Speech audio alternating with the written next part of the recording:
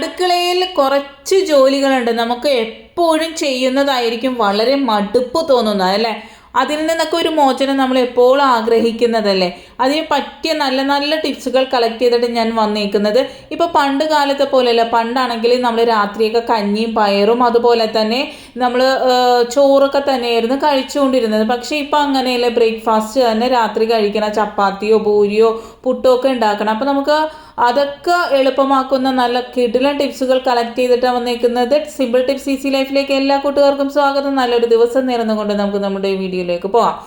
ഇതിപ്പോൾ എല്ലാവർക്കും അറിയാവുന്നതാണ്, നമ്മുടെ പേപ്പർ സോപ്പാണ് കേട്ടോ. ഇത് നമുക്ക് വീട്ടിൽ തന്നെ ഇത് ഉണ്ടാക്കാനായിട്ട് സാധിക്കും. ഞാൻ ഇതിന് മുമ്പുള്ള ഒരു വീഡിയോയിൽ ഞാനിത് കാണിച്ചു തന്നിട്ടുണ്ട്, അതുകൊണ്ട് തന്നെ ഞാൻ ഇതിൽ കാണിക്കുന്നില്ല കേട്ടോ. വളരെ സിമ്പിളായിട്ട് വളരെ എളുപ്പത്തിൽ ഉണ്ടാക്കാൻ പറ്റിയൊരു സാധനമാണ്. അപ്പോൾ നമ്മൾ ഇതുപോലെ നമ്മളുടെ ബാഗിലൊക്കെ ഉള്ള ബാഡ് സ്മെല്ല് പോകാൻ ഒരു 2-3 ഇതിൻ്റെ ഉള്ളിലേക്ക് ഇട്ട് കൊടുത്താൽ തന്നെ അതിൻ്റെ ഒരു ബാഡ് സ്മെല്ല് പോകും. നല്ല സ്മെല്ലായിരിക്കും കേട്ടോ. അതുപോലെ നമ്മൾ പുറത്ത് പോകുമ്പോൾ നമ്മൾ ബാഗ് എടുത്തില്ലെങ്കിൽ ഇതുപോലെ ഫോൺ കവറിൽ ഈ ഒരു പേപ്പർ സോപ്പ് ഇട്ട് കൊടുത്തു കഴിഞ്ഞാൽ നമ്മൾ അത്യാവശ്യം കഴുകേണ്ട സമയങ്ങളിലെല്ലാം നമുക്കതെടുത്ത് ഉപയോഗിക്കാവുന്നതാണ് കേട്ടോ. അത് നല്ല അവിടെ ഇരുന്നോളൂ, യാതൊരു കുഴപ്പമില്ല, ഭംഗിയില്ല. അതുപോലെ നമ്മളുടെ അലമാരയിൽ ഉണ്ടാകുന്ന ബാഡ് സ്മെല്ല് കളയുവാനും ഈ ഒരു പേപ്പർ സോപ്പ് സഹായിക്കുന്നതാണ് കേട്ടോ. ഇത് വെറുതെ ഇതുപോലെ ഒന്ന് വെച്ച് കൊടുത്താൽ മതി. നമ്മളുടെ ഡ്രസ്സിൻ്റെ ഇടയിലൊന്നും വെച്ചാലും യാതൊരു കുഴപ്പമില്ല, അത് അവിടെ ഇരുന്നോളും. ബാഡ് സ്മെല്ലൊന്നും ഉണ്ടാവില്ല. എപ്പോഴും ഫ്രഷ് ആയിട്ട് തന്നെ ഇരിക്കുന്നതാണ് കേട്ടോ. അടുത്തതായിട്ട് നമ്മളുടെ ഇതുപോലെ ഗ്യാസ് അടപ്പ് ക്ലീൻ ചെയ്യുക എന്ന ഭയങ്കര വലിയൊരു പാടാണല്ലോ. തിളച്ചു പോകുക, അതുപോലെ മീൻ്റെ മെഴുക്കും ഇറച്ചിയുടെ മെഴുക്കൊക്കെ കളയാനായിട്ട് വളരെ ബുദ്ധിമുട്ടല്ലേ. ഇതുപോലെ ഒന്ന് നിങ്ങൾ ചെയ്ത് നോക്കട്ടെ. ഇതിപ്പോൾ വിനാഗിരി തീർന്നത് കൊണ്ട് തന്നെ ഞാൻ ആ ഒരു കുപ്പിയിൽ തന്നെ ചെയ്യുന്നത്. അല്ലെങ്കിൽ ഒരു ഗ്ലാസ് വിനാഗിരി എടുക്കുക, അതിൻ്റെ 3 ഇരട്ടി വെള്ളം എടുക്കുക കേട്ടോ. ആ ഒരു കുപ്പിയിൽ തന്നെ ആയതുകൊണ്ട് ഞാൻ ആ ഗ്ലാസ്സിൽ ഒഴിച്ച് കാണിക്കാണ്ടിരുന്നത്. അതിൻ്റെ 3 ഇരട്ടി വെള്ളം ഒഴിച്ചതിന് ശേഷം പിന്നെ നമ്മൾ ഇടേണ്ടത് ഒരു 2.5 ടേബിൾ സ്പൂൺ നമ്മളുടെ ബേക്കിംഗ് സോഡയാണ് കേട്ടോ. സോഡാപ്പൊടിയിൽ അത് ഇട്ട് കൊടുക്കുക. എന്നിട്ട് നല്ലതുപോലെ മിക്സ് ചെയ്ത് കൊടുക്കുക. കുറച്ച് പതഞ്ഞ് വരും, അതൊന്ന് വെയിറ്റ് ചെയ്ത് നിൽക്കുക. അതുപോലെ നമ്മളുടെ കയ്യിൽ ഇപ്പോൾ ഡേറ്റ് കഴിഞ്ഞു പോയ ടൊമാറ്റോ കെച്ചപ്പ് ആണെങ്കിൽ കൂടി നമുക്ക് എടുക്കാവുന്നതാണ്. ഇതുപോലെ നമുക്ക് സാഷേ എന്ത് മേടിച്ചാലും ഇപ്പോൾ നമ്മൾ പാർസൽ മേടിച്ചാൽ നമുക്ക് കിട്ടുന്നതാണ്. അപ്പോൾ അത് നമ്മൾ വെറുതെ കളയും, കുറേയൊക്കെ നമ്മൾ ഉപയോഗിക്കും, അങ്ങനെയല്ല. അപ്പോൾ നിങ്ങൾ ഇതൊന്ന് ക്ലീൻ ചെയ്യാനായിട്ട് ഉപയോഗിച്ച് നോക്കട്ടെ. ഭയങ്കരമായിട്ട് നല്ല റിസൾട്ട് കിട്ടുന്ന ഒരു സാധനമാണ്. പിന്നെ നമുക്ക് ഏതെങ്കിലും ഒരു ലിക്വിഡ് സോപ്പ് ഒഴിച്ചു കൊടുക്കാം. പിന്നെ നമുക്ക് മണത്തിന് വേണമെങ്കിൽ കംഫോർട്ട് കൂടി ഒഴിച്ചു കൊടുക്കുക കേട്ടോ. വേണമെങ്കിൽ നിങ്ങൾ ഒഴിച്ചു കൊടുത്താൽ മതി. എന്ന് വെച്ചാൽ ഓൾറെഡി സോപ്പിൻ്റെ ഒരു സ്മെല്ല് ഉണ്ടാകും. എന്നാലും ഇത്തിരി കൂടി നല്ല ഫ്രഷ് ആയിട്ടിരിക്കാനായിട്ട് ഒരു 1/2 ടീസ്പൂൺ നമ്മളുടെ കംഫോർട്ട് കൂടി ഒഴിച്ചു കൊടുക്കുന്നുണ്ട്. എന്നിട്ട് നല്ലതുപോലെ മിക്സ് ചെയ്യുക. ഇത് നമുക്ക് കുറേ കാലം നമുക്ക് വെച്ച് ഉപയോഗിക്കാൻ പറ്റുന്നതാണ് കേട്ടോ. അപ്പം ഗ്യാസ് അടുപ്പിൽ തിളച്ചു പോകുക, കറ പിടിച്ചിരിക്കുക, ഇങ്ങനെയുള്ള പ്രശ്നങ്ങൾക്കെല്ലാം കുറേ ഇട്ടൊന്നും അരക്കേണ്ട കാര്യമില്ല. ഇത് ഒഴിച്ചു കൊടുത്ത് 2-3 മിനിറ്റ് വെയിറ്റ് ചെയ്യുക, അത്ര മാത്രം ചെയ്താൽ മതി. എന്നിട്ട് നമ്മൾ തുണി കൊണ്ടോ അല്ലെങ്കിൽ കടലാസ് കൊണ്ട് തുടച്ചെടുക്കുന്നതാണ് ഏറ്റവും നല്ലതെന്ന് വെച്ചാൽ നമുക്ക് ആ ഒരു കടലാസ് കളഞ്ഞാൽ മതി. തുണി അല്ലെങ്കിൽ പിന്നെ നമ്മൾ കഴുകി എടുക്കണം അല്ലേ. അപ്പം ഞാനിതിപ്പം ആഴ്ചയിലൊരു തുണി വെച്ചിട്ട് ഞാൻ ഇതുപോലെ തുടക്കാനായിട്ട് വെക്കും. എന്നിട്ട് ആ ഒരാഴ്ച കഴിയുമ്പോൾ കളയും. അങ്ങനെ ആകുമ്പോൾ നമുക്ക് കൂടുതൽ ഇങ്ങനെ കഴുകേണ്ട ആവശ്യം ഉണ്ടാവില്ലല്ലോ തുണികൾ. പറഞ്ഞ് മനസ്സിലായി. അപ്പം നമ്മളെപ്പോഴും റീയൂസ് ചെയ്യുന്ന മോഡൽ കോട്ടൺ തുണികൾ അടുക്കളയിൽ ഉപയോഗിക്കുക. അല്ലെങ്കിൽ നമ്മൾ ടിഷ്യൂവോ അതുപോലെ അല്ലെങ്കിൽ നമ്മൾ ന്യൂസ് പേപ്പറോ ഇതുപോലുള്ള ക്ലീനിങ്ങിന് ഉപയോഗിച്ചാൽ വളരെ നല്ലതാണ് കേട്ടോ. അപ്പം ഞാൻ ഈ ഒരു സിങ്കും ഇതുപോലെ തന്നെ നമ്മൾ ഈ ഒരു ലിക്വിഡ് കൊണ്ട് കഴുകിക്കഴിഞ്ഞാൽ വളരെ എളുപ്പത്തിൽ ക്ലീൻ ആകുന്നതാണ്. മെഴുക്കും അതുപോലെ ബാഡ് സ്മെല്ല് പോകാനും എല്ലാം നല്ലതാണ്. അപ്പോൾ ന്യൂസ് പേപ്പർ കൊണ്ട് ക്ലീൻ ചെയ്താൽ നല്ല രീതിയിൽ തന്നെ ക്ലീനായി കിട്ടുന്നതാണ് കേട്ടോ. നമ്മൾ സ്ക്രബ്ബർ കൊണ്ടോ അല്ലെങ്കിൽ സ്പോഞ്ച് കൊണ്ടോ ഒക്കെ കഴുകി കഴിഞ്ഞാൽ പിന്നെ നമ്മളത് പാത്രം കഴുകാൻ ഉപയോഗിക്കാൻ പറ്റില്ല. ഇതാകുമ്പോൾ നമുക്ക് ആ ഒരു പേപ്പർ അങ്ങോട്ട് കളഞ്ഞാൽ മാത്രം മതി. വളരെ എളുപ്പമാണല്ലേ. അപ്പോൾ നമ്മൾ അതൊന്ന് തേച്ച് എല്ലായിടത്തും ഈവണാക്കി കൊടുത്തതിന് ശേഷം നമ്മൾ വെറുതെ വെള്ളമൊഴിച്ചൊന്ന് കഴുകിയാൽ മാത്രം മതി. ഈ ഒരു സിങ്കിൻ്റെ ആ ഒരു ഭാഗം ഇവിടെ പണിക്കാരെന്തോ കെമിക്കൽ ഒഴിച്ചിട്ടാണ് ആ ഒരു കറുത്ത് ഇരിക്കുന്നത്. അത് എത്ര ക്ലീൻ ചെയ്താലും പോകില്ല. എന്തോ ആസിഡ് പോലത്തെ എന്തോ വീണതാണ്, അതുകൊണ്ടാണ് അങ്ങനെ ഇരിക്കുന്നത് കേട്ടോ.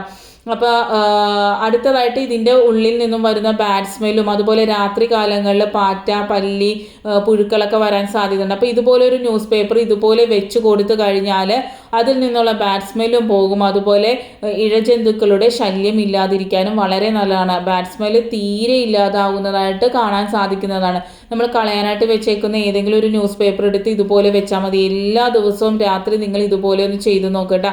നിങ്ങളുടെ വീട്ടിലുള്ള പാറ്റ, പല്ലി, ഉറുമ്പ് ശല്യങ്ങൾ, അതുപോലെ ഇതിൻ്റെ ഉള്ളിൽ നിന്നും വരുന്ന ബാഡ് സ്മെല്ലിൻ്റെ ബുദ്ധിമുട്ടുകളൊക്കെ മാറിക്കിട്ടുന്നതാണ്. ഇത് ചെയ്ത് നോക്കി 100% റിസൾട്ട് കിട്ടി. അതുപോലെ ഇത് കണ്ടില്ലേ, ഗ്യാസ് സ്റ്റൗ നല്ല സൂപ്പറായിട്ട് കിട്ടിയിട്ടുണ്ട്. എത്രത്തോളം മെഴുക്കുണ്ടായിരുന്നെന്ന് നിങ്ങൾക്ക് അറിയാവുന്നതല്ലേ. അതുപോലെ തന്നെ നമുക്ക് ചിമ്മിണി ക്ലീൻ ചെയ്യാനും ഈ ഒരു ലിക്വിഡ് ഉപയോഗിച്ചാൽ മാത്രം മതി. അടുത്തതായിട്ട് നമ്മൾ രാത്രി കാലങ്ങളിൽ ഇപ്പോൾ ചപ്പാത്തിയും പൂരിയും പുട്ടും ഒക്കെയാണ് നമ്മൾ ഉണ്ടാക്കുന്നത് അല്ലേ. പണ്ടത്തെ പോലെ കഞ്ഞിയും പയറൊക്കെ കുടിക്കുന്ന കാലമൊക്കെ പോയി. ഇപ്പോൾ കുട്ടികൾക്കാണെങ്കിലും ഉച്ചക്കത്തെ ഫുഡ് രാത്രി കഴിക്കില്ല, അങ്ങനെയൊക്കെയാണല്ലേ. അപ്പോൾ നമ്മൾ 2 കപ്പ് മൈദ എടുത്തിട്ടുണ്ട്. അതിലേക്ക് ഒരു നുള്ള് ഉപ്പ്, ആവശ്യത്തിന് ഉപ്പ്, ഒരു നുള്ള് 1/4 ടീസ്പൂൺ പഞ്ചസാര, ഒരു 1/4 ടീസ്പൂൺ നെയ്യും കൂടെ ഒഴിച്ച് നല്ലതുപോലെ പൊടിയിൽ മിക്സ് ചെയ്യുക. മിക്സ് ചെയ്തതിന് ശേഷം കുറച്ച് വെള്ളം ഒഴിച്ചു കൊടുത്ത് നമ്മൾ ഇതൊന്ന് കുഴച്ചെടുക്കണം കേട്ടോ നല്ലതുപോലെ.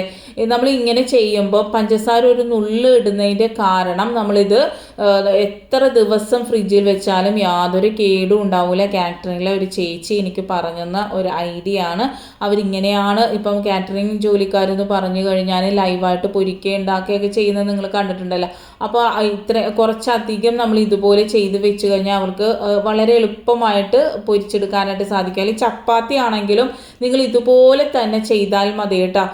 ഇപ്പം പൂരി ആകുമ്പോൾ ചെറിയ ഉരുളയല്ലേ നമ്മൾ എടുക്കുന്നത്. അപ്പോൾ നമ്മളിത് കുഴച്ച് ഒരു അരമണിക്കൂർ വെച്ചതിന് ശേഷം പരത്തി എടുത്തതിന് ശേഷം ഇഡ്ഡലി ചെമ്പിൽ ഇതുപോലെ 1-2-3 മിനിറ്റ് വെച്ച് അടച്ച് വെച്ച് ഒന്ന് വേവിക്കുക. ഇപ്പോൾ ചപ്പാത്തി ആണെങ്കിൽ പരന്ന പ്ലേറ്റ് എടുക്കുക. എന്നിട്ട് നമ്മൾ നല്ല പോലെ പൊടി തട്ടിക്കൊടുത്തതിന് ശേഷം ഒന്നിൻ്റെ മേളിൽ ഇങ്ങനെ ഇട്ട് കൊടുക്കാം.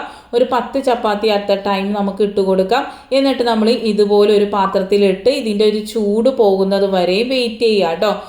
ഇപ്പം ഇങ്ങനെ ഈ ഒരു കുഴിയിലേക്ക് ഇട്ടേക്കണോണ്ട് ഇത് കുഴി നമ്മളുടെ പൂരി ഇങ്ങനെ ഇരിക്കുന്നതെന്ന് വിചാരിച്ച് യാതൊരു കുഴപ്പമില്ല. നല്ല രീതിയിൽ തന്നെ പൊങ്ങി വരുന്നതായിട്ട് നിങ്ങൾക്ക് കാണിച്ചു തരുന്നുണ്ട്. ഇപ്പം ഞാനിവിടെ ചപ്പാത്തി ആയിട്ട് നിങ്ങൾക്ക് കാണിച്ചു തരുന്നില്ല. അപ്പോൾ വളരെ ലെങ്തി ആയിട്ടുള്ളൊരു വീഡിയോ ആയിട്ട് വരും. അതുകൊണ്ട് ഞാനിപ്പോൾ ഇവിടെ പൂരി മാത്രമാണ് കാണിച്ചു തരുന്നത്. ഇതേ മെത്തേഡിൽ തന്നെ നിങ്ങൾക്ക് ചപ്പാത്തിയും ചെയ്യാവുന്നതാണ് കേട്ടോ. ഇതുപോലെ നമ്മൾ എടുത്ത് വെച്ച് കഴിഞ്ഞാൽ നമുക്ക് 1 മാസം ആയാലും നമ്മളുടെ ചപ്പാത്തിയും പൂരി ഒന്നും കേടാകാതെ തന്നെ നമുക്ക് എല്ലാ ദിവസവും രാത്രി എന്താ പറയുക 10 എണ്ണമാണെങ്കിൽ 10 എണ്ണം, 20 എണ്ണമാണെങ്കിൽ 20 എണ്ണം വെച്ചിട്ട് നമുക്ക് ഓരോ സിപ്ലോക്ക് കവറിൽ വെച്ച് കൊടുത്താൽ മാത്രം മതി.